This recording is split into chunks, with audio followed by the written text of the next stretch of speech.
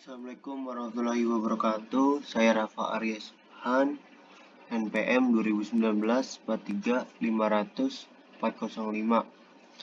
Saya ingin menjelaskan tentang kewirausahaan tentang bisnis model kanvas. Pengertian BMC adalah bisnis model kanvas atau BMC adalah sebuah strategi manajemen yang berupa visual card yang terdiri dari 9 elemen. Bisnis model sebuah template yang digunakan untuk menggambarkan seperti apa bisnis yang ingin kita bangun atau apa yang sedang kita jalani sekarang secara menyeluruh dan dari berbagai aspek.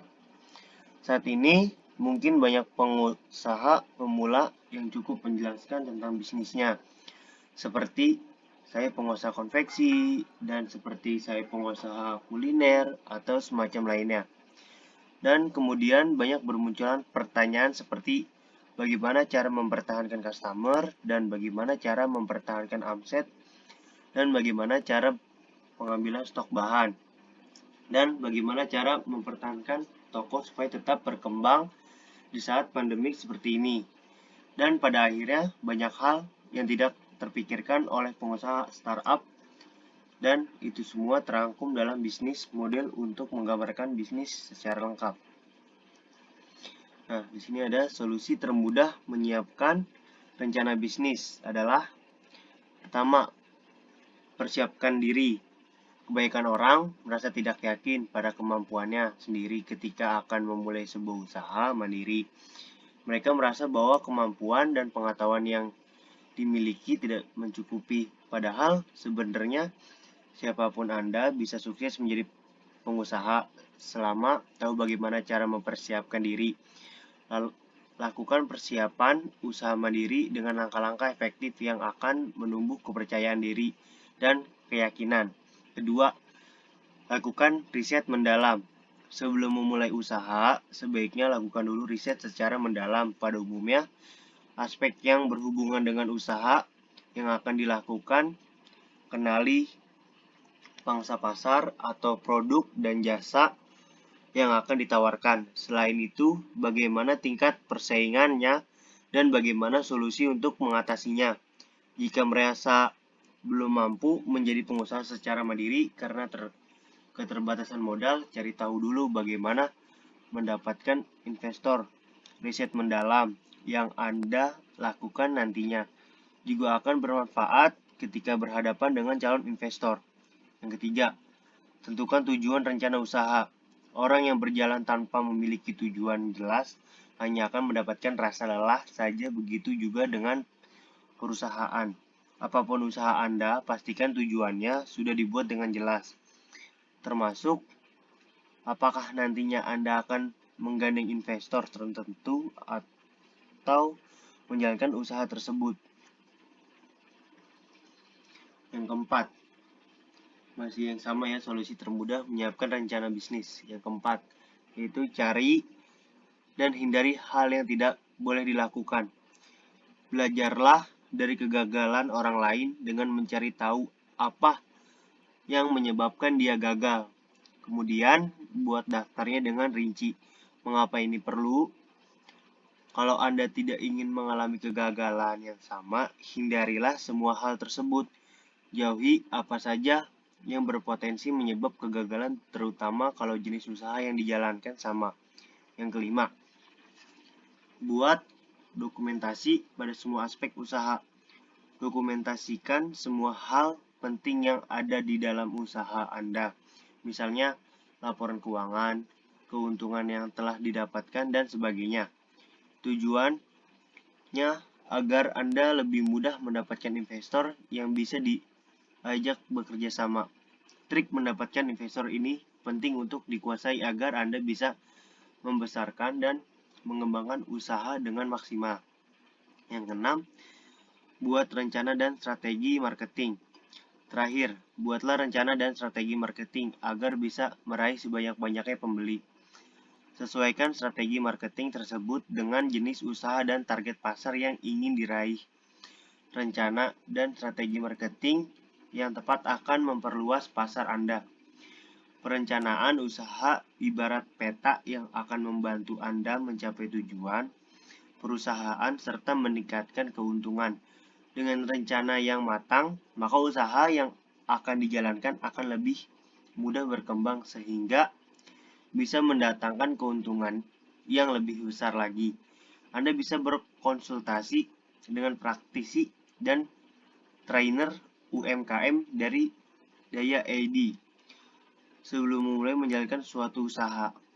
Dengan berkonsultasi pada ahlinya, proses persiapan usaha bisa menjadi lebih matang dan berjalan lancar. Informasi yang lengkap dan terperinci tentang pengembangan usaha bisa didapatkan dengan mengakses Daya.id. Lakukan pendaftaran di Daya.id untuk akses tanpa batas tentang bisnis dan pengembangannya. Jadi yuk kunjungi Daya.id sekarang juga. Dan di sini 9 elemen BMC. 1. Value proposition. Value proposition merupakan nilai jual produk atau jasa Anda yang membuat konsumen lebih memilih perusahaan Anda daripada kompetitor. Mengetahui elemen yang satu ini sangat penting agar Anda dapat memasarkan produk yang memang konsumen butuhkan dan memastikan perusahaan Anda menjual solusi atas masalah yang mereka hadapi. Yang kedua, customer segment. Elemen selanjutnya adalah menentukan segmen customer yang akan menjadi target market Anda. Contohnya, sebuah brand skincare yang mengeluarkan 2 produk kecantikan untuk memenuhi kebutuhan 2 segmen pelanggan yang berbeda. Selain itu, misalnya perusahaan ekspedisi mengirim barang yang menyajikan 2 layanan berbeda untuk memenuhi segmen pelanggan yang berbeda. 3. Channel. Bagaimana Anda dapat menyampaikan produk Anda kepada konsumen disebut juga dengan channel atau saluran. Anda baru bisa menyampaikan value proposition kepada customer segment jika Anda menggunakan channel yang tepat.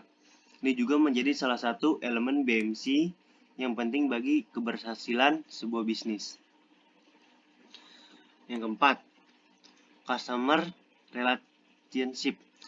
Anda dapat mengetahui cara yang paling efektif untuk berinteraksi dengan konsumen maupun calon konsumen. Dalam customer relationship, contohnya bisnis online yang memasarkan aksesoris rambut dengan target remaja perempuan. Tentunya target market yang suka berdandan rapi, maka agar mereka mau membeli, Anda dapat memberikan informasi seputar perawatan rambut, tips mengikat rambut, dan sebagainya. Yang kelima, key activities. Semua kegiatan yang berhubungan dengan produktivitas bisnis dan juga berkaitan dengan sebuah produk serta menghasilkan proposisi nilai disebut juga dengan key activities. Dalam tahapan ini, Anda harus menjelaskan bagaimana cara membuat value proposition bisnis dengan melakukan kegiatan agar produk Anda dapat lebih dikenal masyarakat dengan luas. Yang keenam, revenue streams. Secara umum, revenue streams ini merupakan pemasukan yang telah dikurangi besar dan biaya yang dikeluarkan. Inilah mengapa elemen bisnis model canvas atau disebut dengan BMC yang satu ini sangat krusial sehingga harus dikelola semaksimal mungkin untuk meningkatkan pendapatan bisnis, mulai dari bahan baku, produk hingga kinerja harus dimanfaatkan dengan baik. Yang ketujuh, key research.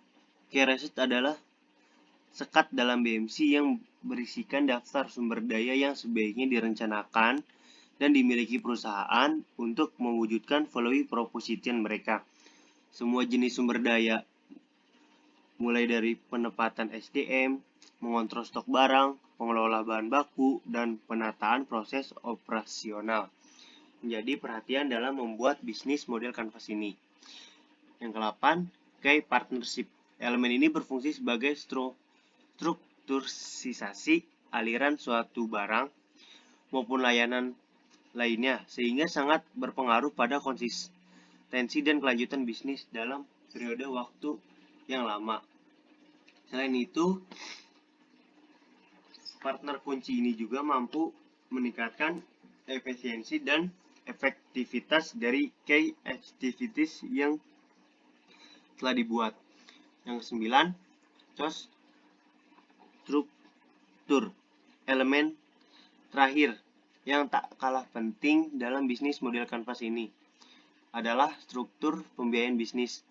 Agar dapat lebih menghemat dan minimalkan resiko kerugian, maka Anda sebagai pelaku bisnis harus mampu mengelola model secara efisien.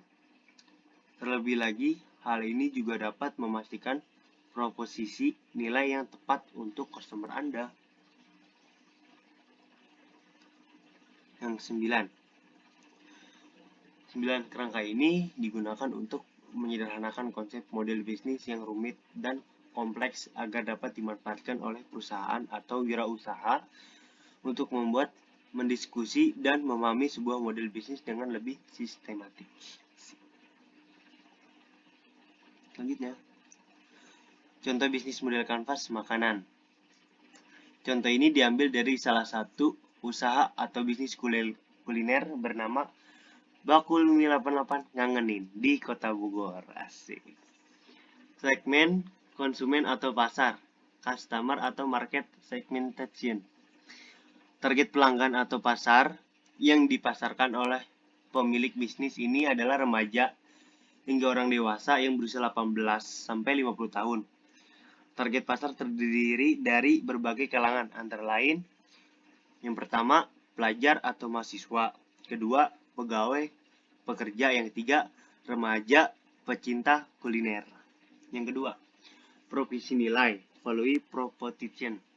1. Mie 88 Ngangenin akan dijual atau disajikan dari berbagai jenis varian level kepedasan. Yang kedua, Mie 88 Ngangenin bisa dinikmati di resto utama atau resto lain jika sudah membuka cabang dan delivery untuk dibawa makan di tempat lain. Yang ketiga, Mie 88 Ngangenin sudah bisa dibeli di stand Indomaret, dalam kurung tempat tertentu. Yang ketiga, jalur pemesanan atau promosi. Aplikasi pemesanan makanan online seperti GoFood, GrabFood, atau aplikasi sendiri yaitu 88 Ngangenin. Yang kedua, iklan masyarakat. Yang ketiga, media sosial seperti Instagram, TikTok, dan Facebook. Yang keempat, hubungan atau relasi dengan pelanggan, customer relationship. Yang pertama, promo paket makanan spesial resto. Yang kedua, berbagai voucher cashback untuk pembelian aplikasi online. Yang ketiga, gratis merchandise untuk pembelian lebih dari Rp300.000.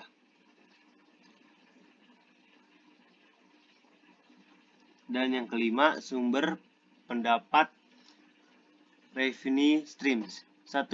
Modal awal dari pribadi. 2. Dana dari investor. 3. Penjualan Mie 88 Ngangenin. Yang keempat, sistem bagi hasil dari kinerja sama apabila sudah ada. Aktivitas utama, key activities. Pembeli bahan premium untuk pembuatan mie dan seed dish lain. Yang kedua, membuat mie dan seed dish berkualitas tinggi dan bercinta rasa nikmat. Yang ketiga, memberikan pelayanan yang terbaik untuk pelanggan. Yang keempat, mempertahankan cinta rasa yang khas dan berkualitas. Yang ketujuh, sumber daya key researches. Lokasi resto yang sangat strategis. Kedua, alat masak yang sangat praktis dan modern, dalam kurung higienis ya kawan. Yang ketiga, hoki yang kompeten untuk mengolah Mie 88 Ngangenin. 4. Supplier dan bahan baku terpercaya. Yang ke-8, mitra kunci key partners. 1. Supplier bahan baku pembuatan mie yang premium. Yang kedua, pedagang bumbu, sayur, serta daging yang berkualitas. Yang ketiga, penyelenggara pameran atau festival. Yang keempat, influencer. 9. Struktur pembiayaan, cost struktur. Pertama, pedagang alat untuk memasak atau mengelola Mie 88 Ngangenin. Kedua, mempersiapkan lokasi resto, dan stand untuk pembelian ruko. Yang ketiga, penggandaan bahan baku. Yang keempat, mempersiapkan anggaran untuk pemasaran dan promosi meliputi opening, promisi, festival, dan pameran kuliner, serta tawaran untuk kerjasama. Sekian dari saya, terima kasih.